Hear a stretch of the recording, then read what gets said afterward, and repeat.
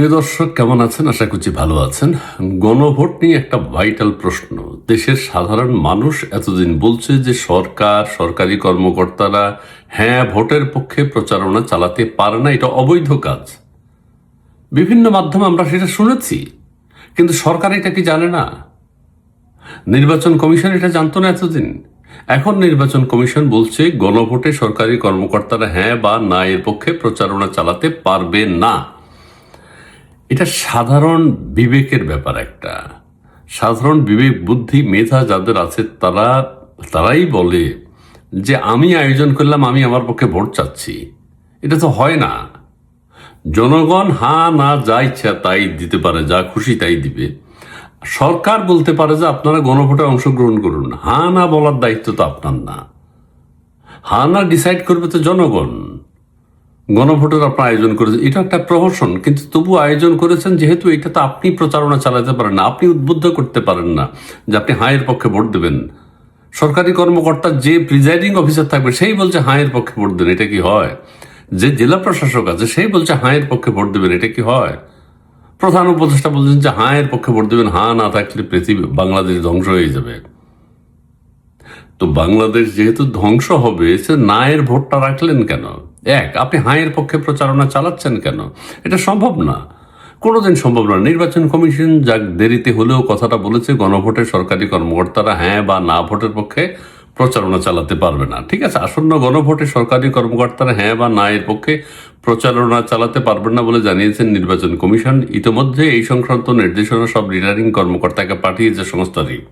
ঠিক আছে, গণ অধ্যাদেশ 2025-এর ধারা 21 এবং গণপ্রতিনিধিত্ব আদেশ 1972-এর অনুচ্ছেদ 86 বিধানাবলীর প্রতি দৃষ্টি আকর্ষণপূর্বক জানানো হয়েছে যে প্রজাতন্ত্রের কর্মে নিয়োজিত কোনো ব্যক্তি গণভোট বিষয়ে জনগণকে অবহিত ও সচেতন করতে পারবেন। তবে গণভোট সম্পর্কে বলতে পারবে, গণভোটে আসুন, গণভোটে অংশগ্রহণ করুন। তবে তিনি গণভোটে এর পক্ষে বা না এর পক্ষে কোনো ভোট প্রদানের জন্য জনগণকে কোনো আহ্বান জানাতে পারবেন না।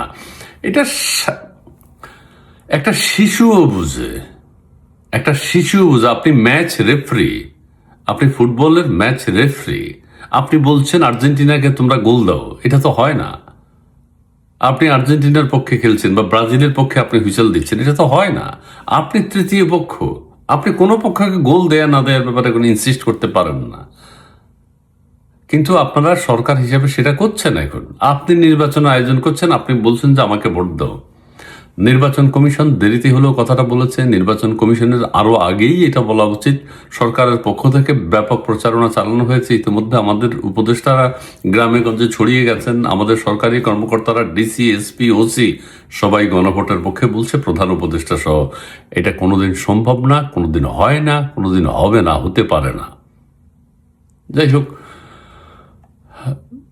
ঠিক আছে। আরো কি বলছে, নির্বাচন কমিশনের নির্দেশনায় বলা হয়েছে এই ধরনের কার্যক্রম গণভোটের ফলকে প্রভাবিত করতে পারে, যা গণভোট অধ্যাদেশ ধারা অনুযায়ী দণ্ডনীয় অপরাধ।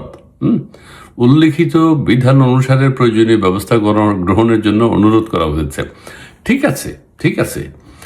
এই যে নির্বাচনের দায়িত্বপ্রাপ্ত কর্মকর্তারা গণভোটে বা না এর পক্ষে প্রচারণা চালাতে পারবেন না। তবে তাদের জন্য ভোটারদের গণভোটে অংশগ্রহণের উদ্বুদ্ধ করার অনুমতি থাকবে। এটা তো স্বাভাবিক।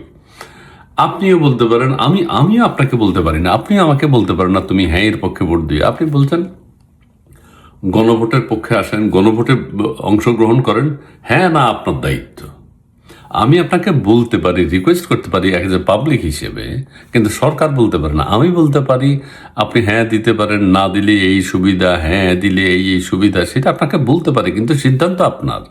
আর সরকার যেটা বলছে, ভোটের পক্ষে ভোট না দিলে অপরাধ, এটা দেশ ধ্বংস হয়ে যাবে। তো দেশ ধ্বংস হয়ে যাবে, এখন মানুষ তো বলবে যাচ্ছে ঠিক আছে এর পক্ষেই ভোট দিই, এটা তো হয় না।